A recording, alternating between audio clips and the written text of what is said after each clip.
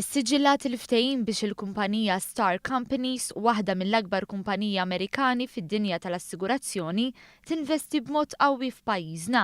Dan l-investiment qawwi kien issiġillat waqt żjara li l-Prim Ministru Joseph Muscat għamel fl-uffiċini ta' Starr Companies fi New York.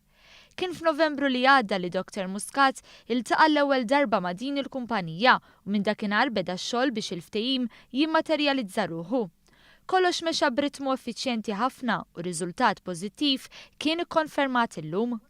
Il-Prim Ministru qal li ż-żewġ naħat mal-ewwel ftehmu il-benefiċċji ta' dan l-investiment. Dak li naħdmu fuq aktar minn sena meta iltqajna ma' din il-kumpanija, għajna importanti mhux biss li ġiet kumpanija kbira tal-insurance li ħadku qed tiġi bbażata Malta anke bħala parti mill-istrateġija tagħhom wara il-Brexit, imma huwa importanti ħafna li kumpanija bħal Starr tiġbed l-attenzjoni fl-Istati Uniti, suq li għadu relattivament ġdid għalina fejn Malta mhijiex daqshekk magħrufa u ħatejn li tiġbed l-attenzjoni ta' kumpaniji oħra li jaraw x'qed tagħmel il-kumpanija ġiganteska u nittamaw mbagħad nkun nistgħu nużawha bħala strateġija tagħna biex niġbdu aktar investiment.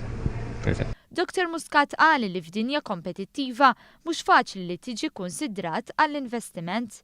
Iżda Malta taf li malli tkun ikkonsidrata tista' tirnexxi u tiġbed dak l-investiment għaliex noffru prodott mill-aqwa. L-investiment ta' Starr Companies huwa vot sod ta' fiduċja fl-ekonomija tagħna u f'pajjiżna, qal il-Prim Ministru. Il-Viċi President tal-kumpanija li tħaddem aktar minn 3,000 impjegat esprima s-sodisfazzjon tiegħu għal mod eċċellenti ta' kif mexa l-proċess ta' investiment ma' Malta, inkluż ma' regolaturi tas-servizzi finanzjarji. Huwa qal li l-kumpanija ltaqet mal-Prim Ministru Muscat u ma damux wisq biex indunaw illi Malta toffri l-aħjar ambjent biex jistabbilixxu ruhom fih. We had to find a jurisdiction for our European business outside the United Kingdom because of the Brexit.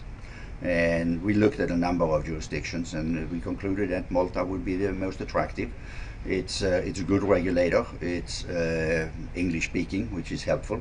And after we met with the Prime Minister and had discussions with him, we felt very comfortable with it. That was the right place for us to be. It shows that Malta is an attractive place for doing business within the European Union. And as Brexit happens, and it looks like it will happen, I think more companies will find that Malta is a good place to be. Huwa sostna li wara Brexit aktar kumpaniji se jindunaw illi Malta huwa pajjiż ideali minn fejn tagħmel in-negozju fih dan l-Unjoni Ewropea.